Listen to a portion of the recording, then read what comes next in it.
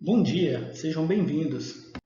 Nessa parte, nós falaremos sobre análise de regressão.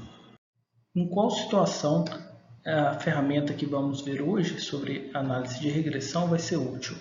Quando a gente quiser verificar se uma variável dependente, uma variável resposta, que é do tipo quantitativo, é influenciada significativamente ou não por uma ou mais variáveis independentes, também do tipo quantitativo. Aqui eu coloquei entre parênteses a palavra níveis, porque nesse tipo de variáveis quantitativas independentes, os seus tratamentos, ao invés de classes, eles vão possuir níveis. Então, em alguns momentos, eu devo me referir, ao invés de tratamento, a níveis de uma vez. Vamos pensar em alguns exemplos de experimentos que estariam nessa situação. Então, temos o ganho mediário em função do teor de determinado aminoácido na ração. Consumo em função do nível de substituição de uma fonte proteica. Isso pode mudar a aceitabilidade. Peso aos 42 dias de idade em função da densidade de aves alojadas. Então, pode ser que quando você colocar um número muito grande de aves, comece a reduzir a produção por ave. Produção de matéria seca em função do volume de adubo aplicado. Número de carrapatos em função da proporção de uma raça na composição genética. Algumas raças são mais resistentes, outras menos. Nível hormonal em função do número de vezes que é aplicado algum tratamento. Então, pode ser que na vida de uma vaca o mesmo tratamento seja aplicado um grande número de vezes e isso possa mudar a resposta em nível hormonal desse tratamento. Então, eu tentei buscar aqui o máximo de áreas possíveis, mas aí eu coloquei como atividade não avaliativa vocês trazerem exemplos na área de vocês de atuação no chat da disciplina para a gente discutir e enriquecer com exemplos talvez mais próximos do que vocês estão pesquisando atualmente. Diferente do que a gente usava análise de variância e teste de médias, em que, por exemplo, poderia ser a fonte proteica aqui, ó, poderia ser soja, aqui poderia ser farelo de algodão, aqui farelo de mamona. A gente não tem uma relação de que esse seja mais próximo desse do que desse, mesmo que tivesse o resultado já de análise, não seria uma relação linear, não é uma escala. Na análise de regressão, a gente vai estar trabalhando com variáveis quantitativas em função de variáveis quantitativas também. Então, a gente tem uma relação de escala para quantitativa também, que poderia ser o nível de proteína na ração. Então, pode ser que a gente tenha uma resposta testando alguns níveis. Então, a gente só pode considerar o intervalo que a gente está realizando o teste, que a gente está delineando e incluindo tratamentos com aqueles níveis. Então, vamos supor, a gente pode ter inclusive a interpretação aqui, ó, pode ter um beta zero lá no negativo, que não faz sentido nenhum. Então, a nossa interpretação está sempre dentro desse intervalo aqui, ó, não pode ser extrapolada para fora dele. Então, esse beta zero aqui, ó, nesse caso, que eu não tenho nenhuma amostra com zero de proteína, que não faria sentido, né? Então, ele não é para a gente interpretar ele biologicamente. Ele é só para compor a conformação dessa equação ajustada com a inclinação adequada. Eu posso ter também casos em que, à medida que eu vou aumentando o nível de proteína na ração, eu poderia chegar a um ponto que eu tenho níveis tão altos que começa a falhar, faltar energia para os animais, né? Então, se eu tiver níveis muito altos, eu posso ter, inclusive, acabar encontrando um efeito quadrático com um ponto de máximo, né? Então, o meu beta zero aqui também não está dentro da amostra, não teria sentido a explicação biológico, mas ele vai ser importante para a composição do ajuste do formato da equação que eu vou estimar. Então eu vou buscar estimar uma equação que vai me explicar um fenômeno que está ocorrendo ali. E se eu pegasse uma amostra distinta, eu repetisse o experimento e pegasse uma nova amostra, os pontos iam variar, mas eu esperaria encontrar de novo aquela mesma equação. Então, isso que é o interessante da regressão, é que você está tentando explicar não a sua amostra, não a variação dos seus dados, e sim um fenômeno que esteja influenciando os seus dados. Então, a equação linear do primeiro grau é beta 0 mais beta 1 vezes x, né? Ou a do segundo grau, 0 mais beta 1 vezes x mais beta 2 vezes x ao quadrado. São as únicas equações que eu posso encontrar. Eu não posso ter modelos com um maior número de parâmetros, mais parametrizados, terceiro grau, quarto grau, quinto grau, até, sei lá, 10º grau. Então, isso era bem interessante que o SAEG fazia para você quando você pedia. É um programa de análise estatística nacional, criado pelo professor Ricardo Euclides, lá de Viçosa, da UFV, que ele rodava, se você pedisse lá, até grau 10. E era interessante que é o seguinte, ó, vamos supor que você encontrava esses dados aqui. Ó. Se você pegasse tentasse estimar uma equação quadrática, às vezes você estimava aqui, ó, beleza. Aí você tinha um R2, às vezes não muito bonito, né? E aí você pegasse outros dados, ó.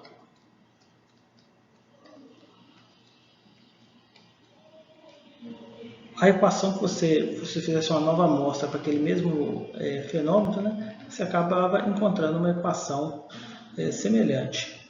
Então você tinha uma explicação biológica para aquilo, porque que estava aumentando e depois chegava a saturação e até começava a cair por causa de afetar algum outro, ou excesso, toxicidade, podia ser para cair, ou porque a substituição você acaba afetando outro nutriente importante, ou acréscimo de níveis de uma coisa em detrimento de outra.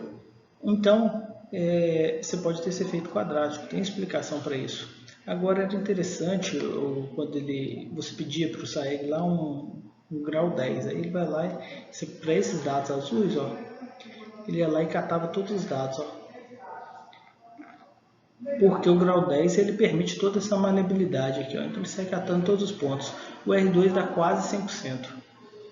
Só que aí se você tenta, você ajustou aqui para o azul. Agora vamos pegar uma outra cor aqui, ó, roxo, e vamos ajustar para o vermelho, né? E você ajustou aqui, ó. Aqui. Uma equação não tem nada a ver com a outra. E ambas têm R2 altíssimo. Então essas são equações que explicam os dados, explicam a variação residual e não o fenômeno. Então a gente tem que tomar cuidado e não usar na nossa área de produção animal, as equações lineares nos parâmetros aceitas são de primeiro e de segundo grau. Tem algumas áreas que podem incluir terceiro grau porque faz sentido nessas áreas. Na nossa é mais comum a gente ver só do primeiro e do segundo grau a aceitação que existe uma explicação biológica para esse fenômeno. Existem outras equações, por exemplo, uma curva de crescimento. Olha, que nem as equações de terceiro grau explicariam bem. Talvez as equações de grau mais elevado conseguiriam passar bem perto de todos os pontos, mas toda vez que você buscasse uma nova amostra, você usasse outra amostra, ela ia passar em pontos um pouco diferentes, né? Então, se você tivesse equações de grau mais elevado, às vezes elas iam sair assim mais ou menos próximo disso aqui, mas se você usasse uma amostra distinta e pegasse uma nova amostra, ela ia estimar uma outra equação totalmente diferente, né? Então ela sai catando dados, sai catando a variação residual, e não esse fenômeno que é encontrado na curva de crescimento. A mesma coisa ocorre também para a curva de lactação. Então você tem um pico de produção e depois você tem animais que podem ter uma maior persistência, animais que podem ter menor persistência, pode ser para a população, pode ser também regressão aleatória, desvio dos animais em relação à curva média da população. Então você poderia selecionar os animais pelos parâmetros desses desvios que eles têm em relação à curva média, ao invés de selecionar por um dia de produção ou produção acumulada. Isso se chama modelo de regressão aleatória. Então, modelo de regressão aleatória, não iremos ver isso aqui. Você estudaria bastante, faria um mestrado inteiro para entender bem.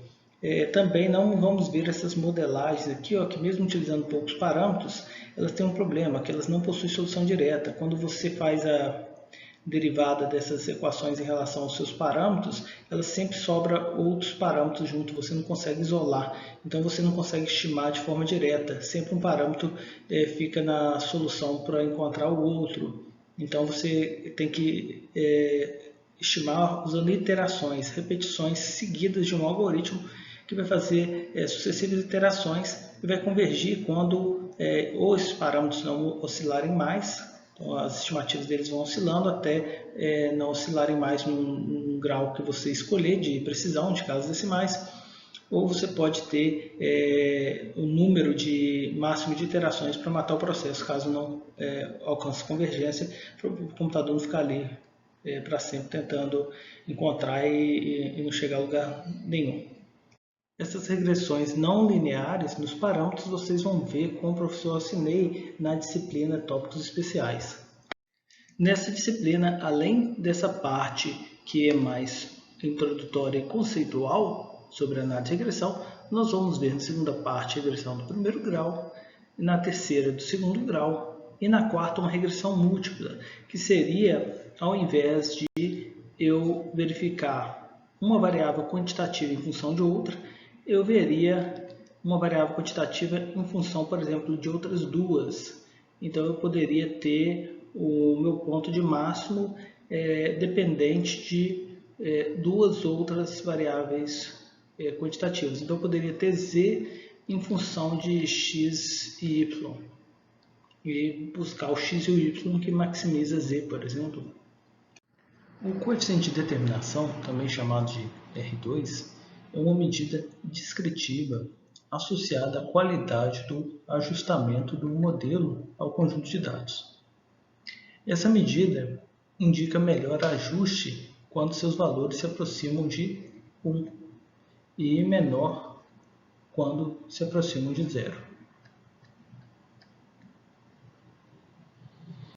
Nos livros você vai encontrar tradicionalmente ela sendo obtida dessa forma, que o R2, coeficiente de determinação, é igual ao quadrado da correlação entre a variável dependente e independente. Então, como que seria a correlação entre elas? É a soma de produtos de xy dividido pela raiz quadrada da soma de quadrados de uma vezes a soma de quadrados da outra. Só que, como no coeficiente de determinação essa correlação é elevada ao quadrado, isso tudo é elevado ao quadrado posteriormente. Se a gente quiser tirar do quadrado aqui, ó, o que a gente pode fazer? Em cima fica soma de produtos dos desvios multiplicado por ela mesma. Embaixo fica essa raiz multiplicada por ela mesma. Então, se essa raiz está elevada ao quadrado, eu posso tirar a raiz. Então, fica a soma de quadrado de x vezes soma de quadrado de y. E como a soma de produtos de xy dividido pela soma de quadrado de x é igual ao nosso beta1, a gente pode substituir aqui. Outra coisa que a gente pode fazer aí sobrou o quê? Sobrou o beta1, que é essa parte inteira aqui, ó, multiplicado pela soma de produtos xy dividido pela soma de quadrado de y. Só que a soma de quadrado dos desvios de y é igual à soma de quadrados total. E a soma de produtos dos desvios de xy multiplicado pelo beta1 é igual à soma de quadrados da regressão. Então bastava eu pegar o valor obtido pela soma de quadrados da regressão e dividir pela total. que depende também da soma de quadrados do resíduo. Então, como a gente pode obter esse R2? A gente vai pegar e dividir T5 por T9, que está aqui, ó. Então, T5 é o que? A soma de quadrado da regressão, e T9, que é 9, é a soma de quadrado do resíduo. Então, basicamente, eu vou dividir uma soma de quadrado pela outra. Existe também uma outra forma de obter o coeficiente de determinação, que é utilizando o quadrado da correlação entre os valores observados e estimados. Eu acho essa forma interessante porque você não vai precisar levar em conta qual a modelagem na formulação dos cálculos dela. Porque uma vez que você obteve os valores esperados para aquela modelagem, você faz a correlação entre o esperado e o observado, e você já vai ter, eleva ao quadrado, e você já vai ter essa medida descritiva que vai estar associada assim, ao grau de qualidade do ajuste do modelo. Só que é interessante, se você estiver escrevendo trabalhos, que na hora do material e métodos você explique, se for esse o caso, que você fez o coeficiente de determinação com base calculado como quadrado da correlação entre os valores esperados e observados, para que a pessoa não acredite que você utilizou uma outra metodologia para gerar essa medida descritiva. Como eu obteria os resultados nesse caso? Eu posso usar a função correl, que ela calcula a correlação entre duas variáveis. Então está aqui, ó, a primeira variável e a segunda variável. Depois ele levou o resultado ao quadrado. Então qual que é a primeira variável? É o nosso y, está aqui, ó. E qual que é a segunda? A segunda é o nosso y chapéu, o nosso y estimado, que está aqui.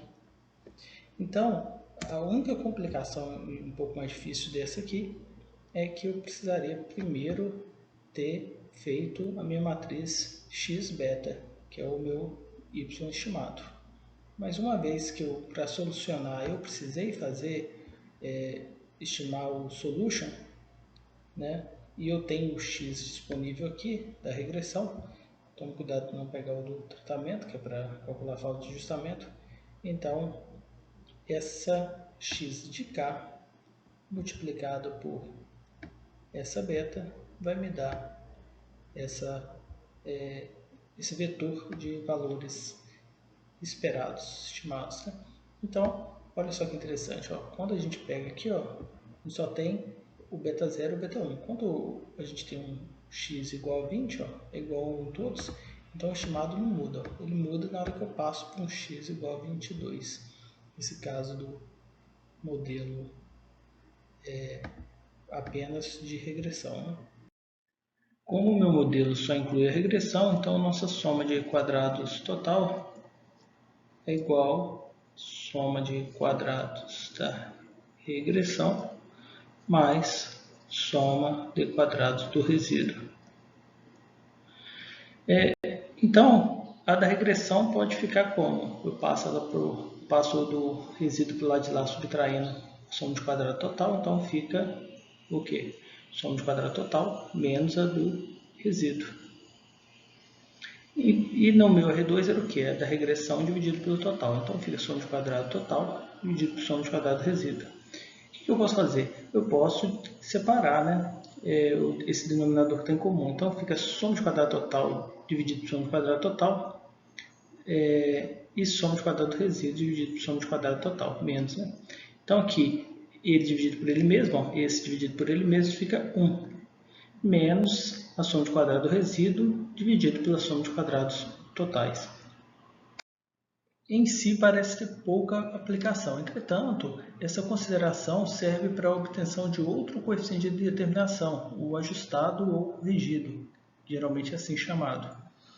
Porque o coeficiente de determinação convencional ele é influenciado pelo número de observações da amostra, aumentando à medida que o n é muito pequeno.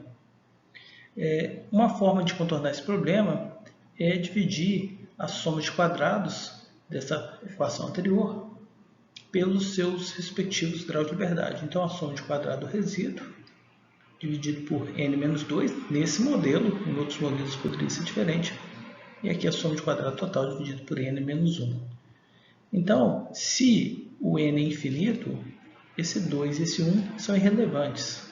Vamos ver aqui, ó, se a gente tivesse um n igual a 1000, então 998 e 999 tem muito pouca diferença, então afetaria pouco e o R2 ajustado seria quase que idêntico ao R2 convencional. Dependendo do número de casas decimais mostradas, seria até igual. Entretanto, se a gente mudar aqui e pensar num n de 10, então, olha só que diferença. Aqui a gente teria 8 no denominador e aqui a gente teria 9. Então, já é uma diferença maior. Se a gente pensar assim, 11, ó, então a gente teria 9 e 10. Ó. Então, é um denominador 10% menor do que o outro. Então, já vai mudar alguma coisa nesse resultado.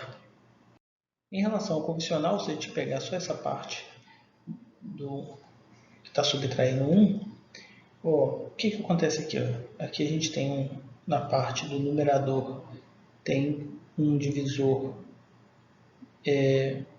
menor e aqui a gente tem no denominador tem um divisor maior. Então o que a gente vai acontecer?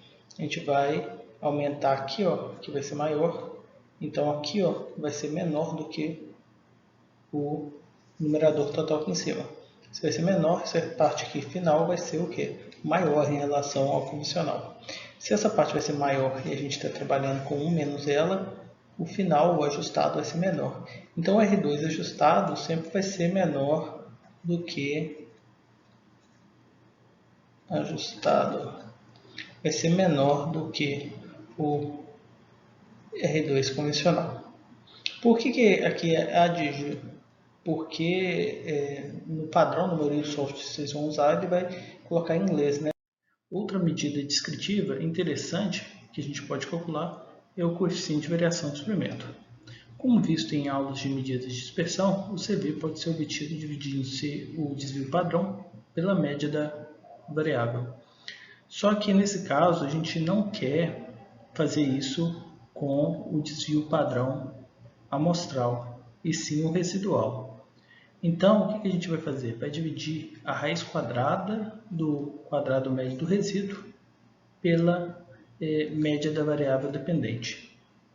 Então, raiz quadrada do quadrado médio do resíduo dividido pela média da variável. E a gente multiplicou aqui por 100 para obter o resultado em porcentagem. Por que a gente não quer o CV da amostra? Porque a gente pode ter uma modelagem boa, né?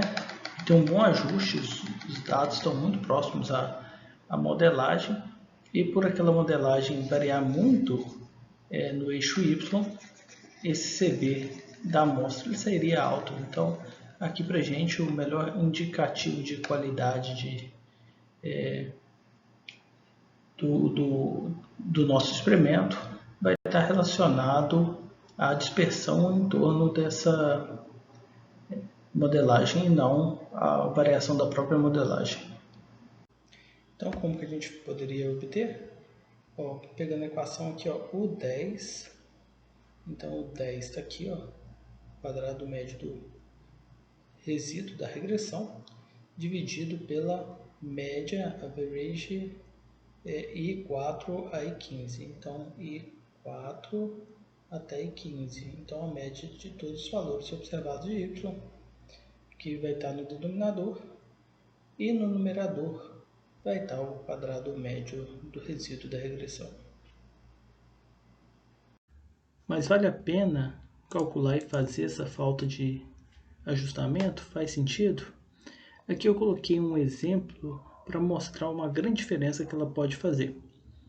Então, nós começamos com o nosso matriz de incidência, considerando o modelo com incidência do beta 0 e beta 1. Temos então intercepto e inclinação. E aqui eu coloquei uma X, uma matriz de incidência, considerando tratamentos, considerando que não fossem níveis, fossem tratamentos classificatórios. Então, e eu fiz uma restrição diferente do que a gente está acostumado. E eu fiz a mesma coisa para dois conjuntos de dados, o RESP1 e o RESP2, como se fossem duas variáveis de resposta distintas, mas vocês vão ver que elas têm algumas coisas parecidas e algumas diferentes. Então aqui nós temos a correção, pensando na variável resposta 1, e a correção pensando na variável resposta 2. Aqui o x' y, para tudo que for de verde é a resposta da variável 1.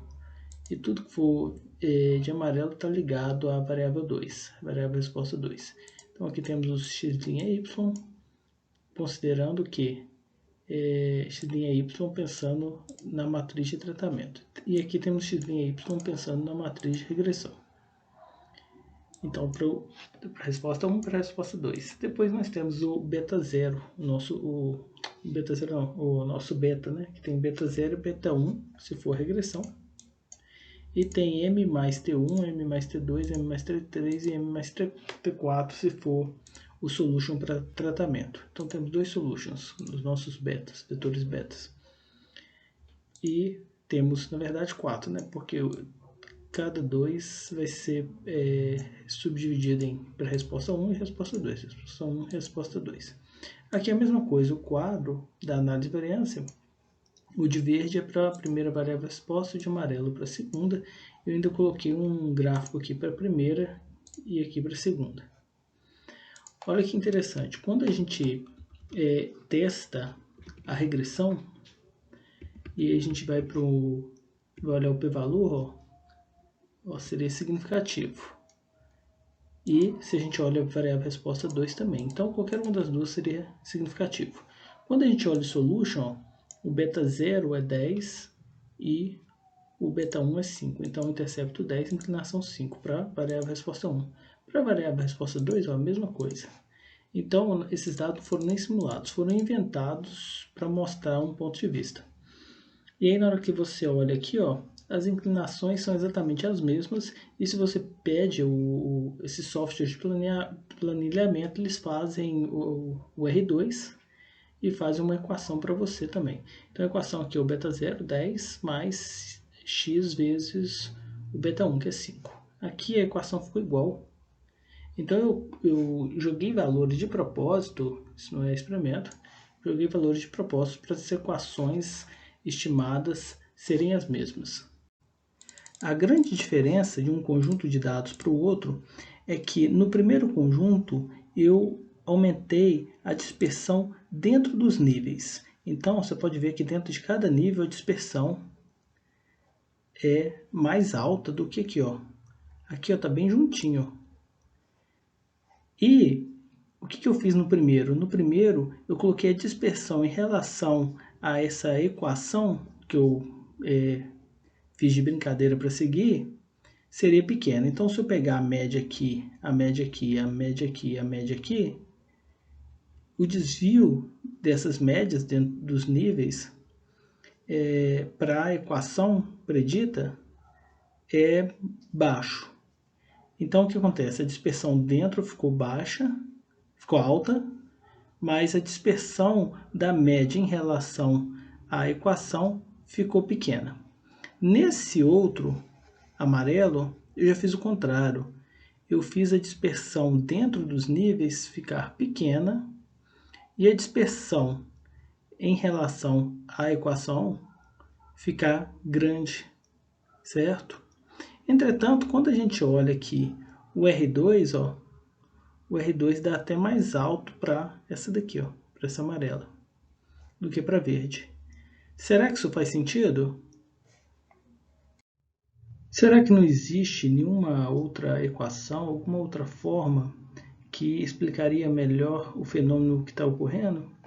Então, se a gente pensar na amarela aqui, parece muito mais existir um efeito quadrático do que um efeito linear. Então, a gente talvez poderia encontrar um ponto de máximo por aqui, mas não é a única coisa que poderia existir. Poderia ser que esse grupamento aqui tivesse para cá, esse tivesse para cá, esse para cá e esse para cá. e talvez não fizesse um sentido a análise como níveis. Então, e o que está acontecendo aqui? Quando você olha o R2, ele está até melhor. Por quê? Porque os pontos estão próximos. Então, a variância do resíduo da regressão, ela vai ser causada não só pela dispersão da média em relação à equação. Na verdade, ela é toda a dispersão de todos os pontos em relação à equação. Então, quando esses pontozinhos ficam tão agrupados assim, eles ajudam a ter uma variância residual baixa. E essa variância residual baixa, que vai ser o testador para a regressão, faz com que seja mais fácil você encontrar um resultado significativo. Avaliando a regressão, eu encontraria efeito significativo em ambos os casos. Entretanto, se antes eu quisesse avaliar se existe ou não falta de ajuste, falta de ajustamento, eu poderia verificar que na primeira, na verde, não tem problema de falta de ajustamento. E na amarela tem. Por quê? Porque na falta, quando você testa para falta de ajustamento, você faz de uma forma um pouco diferente a análise. Em vez de você usar o resíduo da regressão, em vez desse resíduo em relação de todos os pontos em relação à equação, que é o resíduo da regressão, você passa a separar em duas partes. Um resíduo puro, que é a dispersão em relação à média dentro de cada nível, e passa a ter uma falta de ajuste, que está associada à distância dessa média em relação à equação. Então você separa em duas partes. Qual que é a vantagem de fazer isso e como que faz isso? Primeira coisa, para fazer essa parte chamada de resíduo puro, primeira coisa, você ignora que possa existir níveis, trabalha como se fosse classificatório, com tratamentos. Por que você faz isso? Porque em tratamentos não se identifica que o 0 é mais próximo do 1 do que é do 2, e que isso possa ter uma relação com uma equação que ajude a identificar uma relação entre as duas variáveis, a x e a y. Então, quando você pega tratamento, poderia ter nenhuma equação explicando. Poderia ser que o tratamento A, aqui está o B, aqui está o C, e aqui está o D, e não ter relação nenhuma de uma equação possível para explicar eles. Quando você está trabalhando com níveis, você espera que exista uma equação. E que se essa equação for boa, que essa falta de ajuste ela não seja significativa. Então, e essa falta de ajuste seria o quê? Se o resíduo puro aqui, que é o resíduo do tratamento, que ignora a equação, é a variação dentro de cada nível, a falta de ajuste está relacionada a essa dispersão da média dos níveis em relação à curva. Então, essa é uma equação que explica bem o fenômeno. Então, quando a gente testa a equação verde, a falta de ajustamento dá não significativa, muito maior que 0,05. Enquanto, quando a gente testa para amarelo, ela dá significativo. Porque a dispersão, essa média aqui, nessa segunda variável, é uma boa indicadora, tem uma pequena dispersão. Então, é um indicador que tem qualidade na estimativa dessas médias aqui, dentro dos níveis. Entretanto, quando você pega a distância para a equação, já é uma distância maior. Então, mesmo que de forma geral a gente tenha um R2 até mais alto na amarela do que na verde, a amarela poderia às vezes ser o que? Talvez um modelo quadrático, não sei, com um ponto de máximo, um modelo muito mais adequado, né? Ou poderia, em alguns casos, não ter nenhum modelo que explica, não existir efeito. E, às vezes, a análise de regressão, por conta desses pontos muito baixos, que acabam fazendo com que o resíduo da regressão fique pequeno, ela acaba dando um resultado significativo, mas aquele modelo não ser um modelo adequado para explicar o fenômeno. Então eu acho que esse exemplo aqui provou bem, porque visualmente, ó, eu fiz um aqui para mostrar que não era um modelo, não era linear aqui, ó, e se fosse olhar pela regressão você ia achar que é. E pela falta de ajuste, ela diz que você não deve considerar essa análise da regressão para esse caso, porque a falta de ajustamento do modelo foi significativa. Já no caso do verde, é o resíduo puro que é mais alto.